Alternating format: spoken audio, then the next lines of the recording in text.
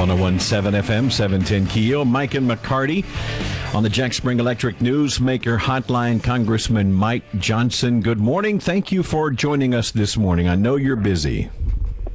Hey, y'all. Good to hear your voices. Good to be with you. Are you in Shreveport, or are you still in Washington?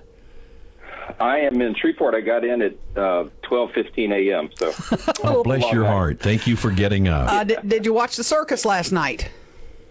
You know, I caught most of it on my flights last night coming back from D.C., and what a charade. I mean, look, the thing that stood out to me the most last night, Aaron, was this just seething hatred that these committee members have for Donald Trump and anybody who has ever supported him. I mean, it is truly a remarkable phenomenon, and I know all these people personally, okay?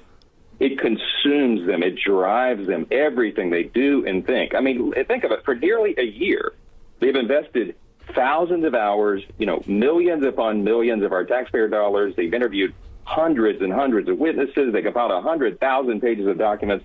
They hired lawyers and consultants and Hollywood producers.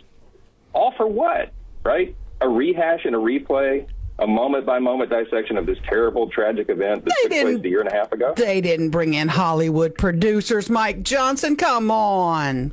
They got the guy who was the ABC exec. I mean, look, this thing was polished. It was a great presentation. Oh yeah, graphics, professional graphics. No, they had the graphics. It was orchestrated. They were reading a script. They had obviously run through it several times, and rehearsed it.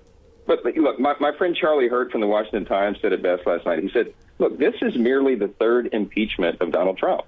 I mean, that's what it is. That's what's on display. They were very open about their objective. They said it in the opening statement. Mike, They're trying to take down Trump. I said the purpose of this debacle that started last night is twofold. A, they're trying to keep Trump out of 2024.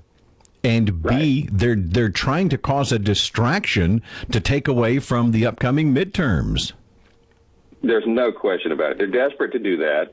They haven't been able to find anything to change the country's attention from the serious concerns that all of us are living with every day, right? The American people, are deeply concerned about the crisis that all of them are living through every single day. Soaring inflation, rising crime, supply chain issues, out of control immigration. We could name them. We could go all morning naming all the crises. Everything that Joe Biden and the Democrats in charge of Washington have touched has become a disaster. And that's where the focus of the people is. And so I'm telling you, just anecdotally, y'all, I was sitting in one of my connecting flights was in Charlotte late last night, and I was sitting at the gate and walking through the airport. It was in the middle of this hearing, and I'm looking at everybody. Everybody has their smartphones and their tablets. No one was watching this. There was a TV on in the corner with it. Nobody cares, right? Mm-hmm. The American people are not concerned about this. Well, that's good to hear. That this is going to be, I was encouraged by it. We don't need to be drugged through this again. Look, we learned a lot of lessons by January 6th, okay? I mean, everybody knows that, the criminals that were involved that day, they're being prosecuted. We learned a lot about Capitol security and the lapses there. We'll never know the truth, of course, because Nancy Pelosi has not allowed those questions to be asked in her partisan charade here. The real question is, why was the Capitol not secured when everybody knew that something might happen? But your fellow Republican Liz Cheney mentioned several times that President Trump committed a crime. Has she fallen off the Republican bandwagon? Well, she has. I haven't. To be honest, I have not seen Liz Cheney in the Capitol except one time in the last year and a half, and now I know why.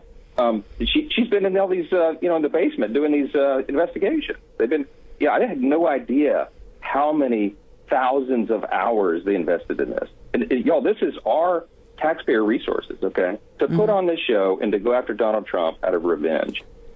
They've not yet. There is no smoking gun. If they had a smoking gun, you would have heard it and seen it in the opening of the program last night. Okay, so they're going to drag the country through this for another couple of weeks. It is a partisan charade. It has no Republican involvement. Liz Cheney's not a Republican. She sold everybody up the river a long time ago. Adam Kinzinger is out to get Trump and all of his former colleagues. And so it's a charade. And that's what the House Republican leadership explained yesterday, and it's exactly right. So switching gears just a little bit, let's talk about the Supreme Court and the apparent attempt to kill a Supreme Court justice. Yeah. No one's talking about that. No, and that is the biggest story in America right now. It has the biggest effect, the longest lasting disastrous effect on our institutions, the Supreme Court itself. The Democrats in Washington have sicked protesters on the justices. Don't ever forget that it was Chuck Schumer himself, the Democrat leader in the Senate, who stood on the steps of the Supreme Court and called out justices by name. He called out Justices Gorsuch and Kavanaugh. He said, "You've released the whirlwind. You'll pay the price. You don't know what's going to hit you, if you go forward with these decisions." And so now people are acting upon that, right? They caught a would-be assassin on the lawn of Justice Kavanaugh. He was at home with his wife and his 2 young daughters. I mean, this is a dangerous situation, and the Democrats in Congress are doing nothing about it. They passed a unanimous bill in the Senate to provide security for the justices and their children. And Nancy Pelosi will not bring it for a vote in the House. She denied a vote on that again yesterday. This is outrageous. It's dangerous, and they're destroying the institution of the court in the meantime. Of course, they're masters at accusing the right on what they actually are and on what they actually do. They throw shade on the other side, but the Democrats have had they've had a long history now of what I call fomenting insurrection.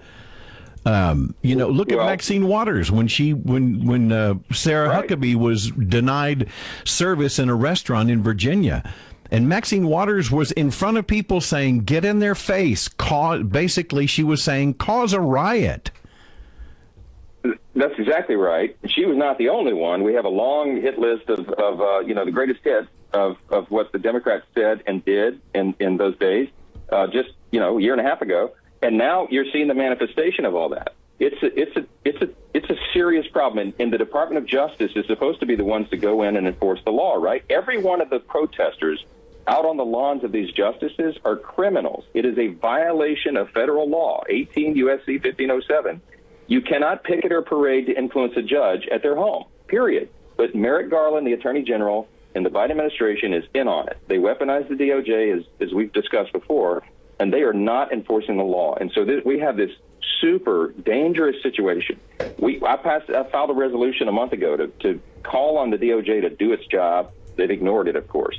I filed the Leaker Accountability Act on behalf of dozens of my colleagues, and that would make it a crime to knowingly share confidential information from the Supreme Court, punishable by up to 5 years in prison, because that was the impetus. That's what started all of this. But look, the Democrats have turned a total blind eye to this. They do not care. They do not care, and someone is going to get hurt. Our last minute. Mikey, we don't care about all this.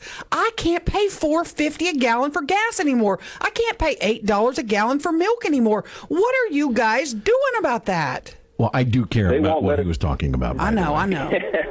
Well, no, but I know what you're saying, Aaron. That's the immediate concern, and we are doing everything we can. They will not bring our legislation up for a vote. Nancy Pelosi will not allow it on the floor. Elections have consequences. The Democrats are in charge right now, and because they have no plan to fix any of this. We do, but they won't vote on anything that we present. So there's no end to the gas price inflation. It's going to keep going up, guys. Is there any talk at all about reopening the Keystone Pipeline? No, because they sold out to their radical environmentalist agenda. That's their religion now, and it will not allow them to capitulate. So they have no plan to fix it, y'all. We have to retake control of Congress and start to turn this thing around, and we have to survive between now and November. Congressman Mike Johnson, I'm sorry I called you Mikey. I apologize. I'm just getting a little ruffled up in here. Thanks for your time, sir. Yes. You got it. Thank you, Mike. Talk to you soon.